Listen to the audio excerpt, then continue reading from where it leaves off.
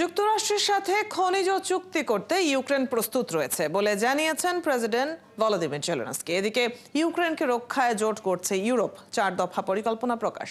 ক্ষমতা গ্রহণের পর রেকর্ড ৭৯টি নির্বাহী আদেশে সই করেছেন প্রেসিডেন্ট ডোনাল্ড ট্রাম্প। এদিকে গাজায় মানবিক সহায়তা বন্ধের তীব্র নিন্দা জানিয়েছে জাতিসংঘ ও আরব দেশগুলো। ৯৭তম অস্কার আয়োজনের খবরও জানাবো। বিশ্বের নানা প্রান্তের এমন সব খবর নিয়ে বিশ্বযোগের আজকের আয়োজনে স্বাগত জানাচ্ছি আমি রুবাইয়াত অদিতি। ইউক্রেন যুক্তরাষ্ট্রের সঙ্গে খনিজ সম্পদ বিষয়ক চুক্তি করতে প্রস্তুত বলে জানিয়েছেন দেশটির প্রেসিডেন্ট ভলোদিমির জেলেনস্কি। ব্রিটিশ গণমাধ্যমকে দেয়া এক সাক্ষাৎকারে তিনি কথা বলেন। ইউক্রেনীয় প্রেসিডেন্ট বিবিসিকে বলেন, কিয়েভের নীতিগত অবস্থান হলো অতীতের ধারাবাহিকতা বজায় রাখা। এ কারণে খনিজ সম্পদ চুক্তিতে স্বাক্ষর করতে ইউক্রেন প্রস্তুত আছে বলেও জানান তিনি। গত শুক্রবার ট্রাম্পের সঙ্গে বৈঠক করতে ওয়াশিংটন সফর করেন জেলেনস্কি। সেখানে তিনি ইউক্রেনের বিশাল খনিজ সম্পদের যৌথ ব্যবহারের জন্য যুক্তরাষ্ট্রের সঙ্গে একটি চুক্তি স্বাক্ষর করার কথা ছিল। এটি ছিল যুদ্ধ পরবর্তী পুনর্গঠনের অংশ হিসেবে একটি মার্কিন সমর্থিত শান্তি চুক্তির অংশ। তবে ট্রাম্পের সাথে হোয়াইট হাউসে বাক বিতণ্ডার পর চুক্তি না করেই বেরিয়ে আসেন জেলেনস্কি।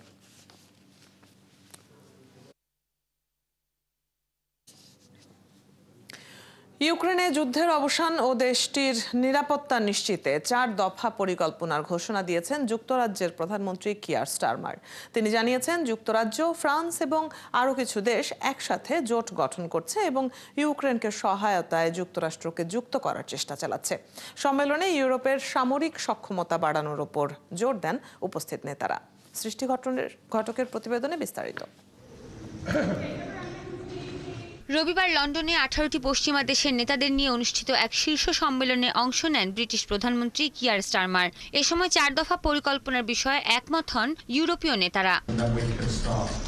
এই পরিকল্পনার মূল বিষয়বস্তুগুলো হলো ইউক্রেনের সামরিক সহায়তা অব্যাহত রাখা এবং রাশিয়ার উপর অর্থনৈতিক চাপ বৃদ্ধি করা, ইউক্রেনের সার্বভৌমত্ব ও নিরাপত্তা নিশ্চিত না হলে কোনো শান্তি চুক্তি না করা এবং আলোচনায় ইউক্রেনের অংশগ্রহণ নিশ্চিত করা।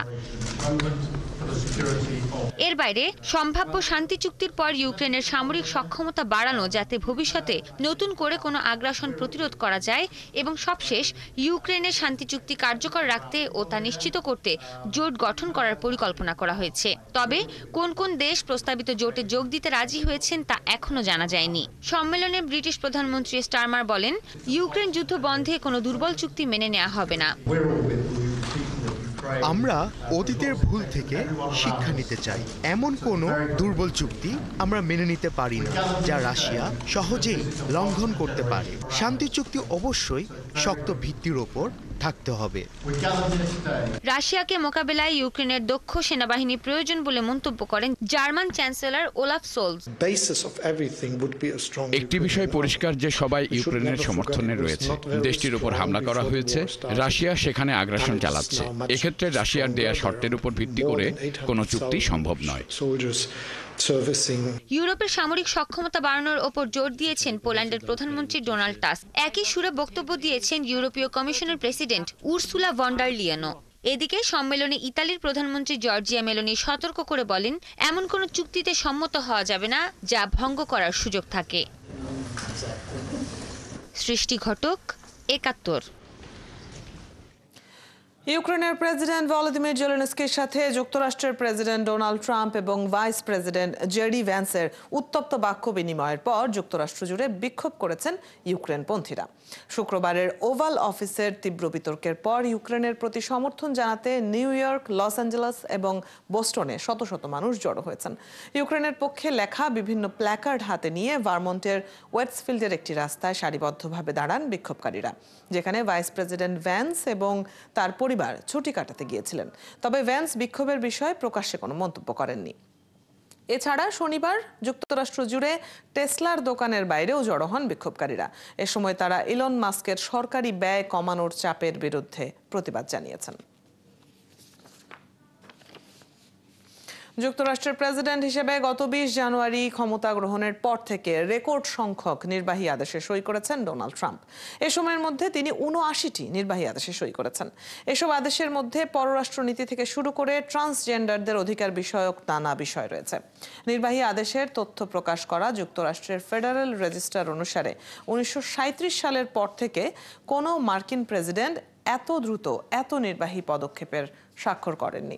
অবশ্য 27 ফেব্রুয়ারি পর্যন্ত ট্রাম্পের 16টি আদেশকে আদালতে চ্যালেঞ্জ করা হয়েছে। ট্রাম্পের অগ্রাধিকারের তালিকায় রয়েছে শুল্ক, জীবাশ্ম জ্বালানিতে সহায়তা, সার্বভৌম তহবিল গঠন ও অর্থনীতি। এখন পর্যন্ত এ সম্পর্কিত 27টি নির্বাহী আদেশে সই করেছেন তিনি।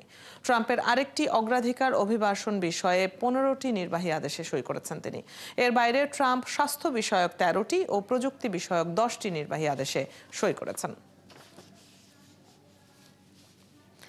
ইংরেজিকে যুক্তরাষ্ট্রের সরকারি ভাষা হিসেবে স্বীকৃতি দিয়ে একটি নির্বাহী আদেশে স্বাক্ষর করেছেন যুক্তরাষ্ট্রের প্রেসিডেন্ট ডোনাল্ড ট্রাম্প। এই আদেশের ফলে সরকারি সংস্থা ও ফেডারেল তহবিল পাওয়া প্রতিষ্ঠানগুলো ইংরেজি ছাড়া অন্য ভাষাতেও নথি ও সেবা চালিয়ে যাবে কিনা সে ব্যাপারে তারা সিদ্ধান্ত নিতে পারবে।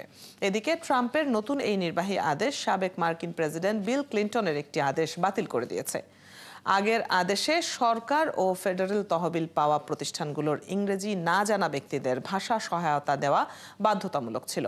মার্কিন সেন্সাস ব্যুরো অনুসারে যুক্তরাষ্ট্রের 34 কোটি বাসিন্দার মধ্যে প্রায় 6 কোটি 80 লাখ মানুষ ইংরেজি ছাড়া অন্য ভাষায় কথা বলেন। এর মধ্যে 160টিরও বেশি নেটিভ আমেরিকান ভাষা রয়েছে।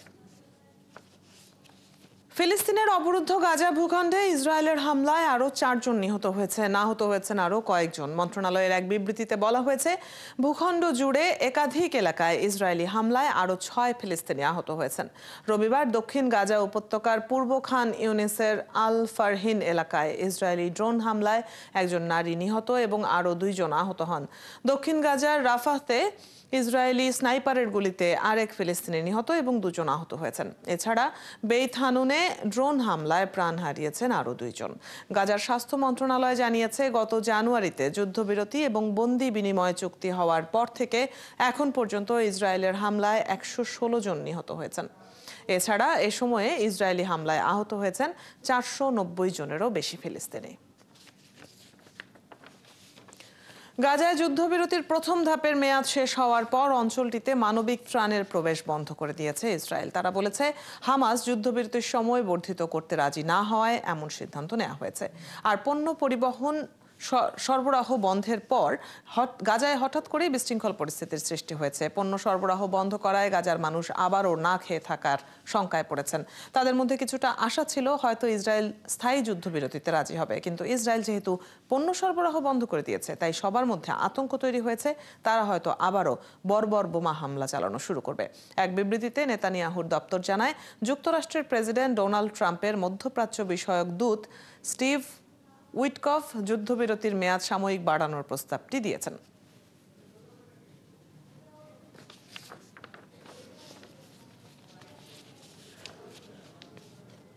গাজা উপত্যকায় সব ধরনের ত্রাণ ও মানবিক সহায়তার প্রবেশ বন্ধ করার জন্য ইসরায়েলের কঠোর সমালোচনা করেছে কয়েকটি আরব রাষ্ট্র ও জাতিসংঘ। রবিবার এক বিবৃতিতে কাতারের পররাষ্ট্র মন্ত্রণালয় ইসরায়েলের সিদ্ধান্তের কঠোর নিন্দা জানিয়ে বলেছে, কাতার ও মিশর গাজার অস্ত্রবিরতি চুক্তি বাস্তবায়নে মধ্যস্থতাকারী হিসেবে কাজ করেছিল। সৌদি আরব ও ইসরায়েলের মানবিক সহায়তা অবরোধের নিন্দা ও প্রতিবাদ জানিয়েছে। এদিকে জাতিসংঘের মানবিক সহায়তা বিষয়ক প্রধান টম ফ্লেচার উদ্বেগ প্রকাশ করে লিখেছেন, গাজায় অবশ্যই মানবিক সহায়তা পৌঁছানোর সুযোগ দিতে হবে। তবে ইসরায়েলের প্রধানমন্ত্রী বেনিয়ামিন নেতানিয়াহু দাবি করেছেন, হামাস এই সহায়তা লুট করছে এবং সেগুলো সন্ত্রাসী কর্মকাণ্ডের জন্য ব্যবহার করছে। মাহে রমজান উপলক্ষে বিভিন্ন দেশের 1295 জন বন্দীকে মুক্তি দিয়েছে সংযুক্ত আরব আমিরাত। এছাড়া প্রতি বছরের মতো রমজানে নিত্য প্রয়োজনীয় পণ্যে 70% ছাড় চলছে। তবে বাংলাদেশে রমজান এলে পণ্যের দাম বেড়ে যায়, তাই ক্ষোভ জানিয়েছেন প্রবাসীরা। স্বস্তি জানিয়েছেন প্রবাসীরাও। রমজান উপলক্ষে সংযুক্ত আরব আমিরাতে প্রত্যেক মার্কেটে ন্যায্য মূল্যে সামান অফার হিসাবে পাওয়া যায় এবং রাস্তায় আনাচে কোনাচে সম্পূর্ণ ইফতার ফ্রিভাবে বিতরণ করা হয়। রমজানে বাংলাদেশে নিত্যপণ্যের দাম বেড়ে যায় বলে বাড়তি চাপে পড়েন বলে জানিয়েছেন প্রবাসীরা। প্রবাসী হিসাবে আমরা রেমিটেন্স একটু বেশি ফাটানি লাগে বা আত্মীয় স্বজনরাও দেখা লাগে, হিসাবে যাইয়া দেশের সামানপত্রের দাম অনেক বেশি, একটু খেয়াল নজর রাখার লাগিয়া প্রশাসনের দৃষ্টি আকর্ষণ করলে ভালো হয়। দেশে অর্থনৈতিক ব্যবস্থাপনার কোনো পরিবর্তন আসেনি দাবি করে ক্ষোভ জানিয়েছেন অনেকেই। আমাদের যেই সরকারে আসুক না কেন, কিন্তু আমাদের প্রবাসীদের জন্য কোনো সুবিধা নেই। মধ্যপ্রাচ্যের অনেক দেশের মতো বাংলাদেশেও রমজানে নিত্য প্রয়োজনীয় পণ্যের দাম কমবে এমন দিনের প্রত্যাশা করছেন সাধারণ প্রবাসীরা। আফসানা শাওন, ৭১। প্রবাসে কর্মসংস্থান সৃষ্টি ও বাংলাদেশের খাবারকে বিশ্বের দরবারে ব্র্যান্ডিং এর পাশাপাশি প্রবাসীদেরও দেশীয় খাবারের স্বাদ মেটানোর প্রত্যয় কাতারের বাংলাদেশি অধ্যুষিত এলাকা দোহার জেদিদে যাত্রা শুরু হলো 3 ফ্রেন্ডস রেস্টুরেন্ট। বিপুল সংখ্যক প্রবাসীদের উপস্থিতিতে কাতারি স্পন্সর আব্দুল্লাহ নাচের আল হাজেরিকে সাথে নিয়ে প্রতিষ্ঠানের 3 স্বত্বাধিকারী ইমরান মজুমদার, আব্দুল কুদ্দুস, মিজানুর রহমান ফিতা কেটে রেস্টুরেন্টের উদ্বোধন করেন। এ সময় আরও উপস্থিত ছিলেন আবুল কালাম, মোহাম্মদ শামীম, রাশেদ, হান্নান, বিপ্লব, ইমরান, সুমন, জসিম, আব্দুর রহমান সহ আরও অনেকে। এই ছিল আজকের আয়োজনে। কাল একই সময়ে আবারও হাজির হবে বিশ্বযোগ। চোখ রাখুন ৭১-এর ফেসবুক পেজে এবং সাবস্ক্রাইব করুন ৭১-এর ইউটিউব চ্যানেল। সাথেই থাকুন ৭১-এর।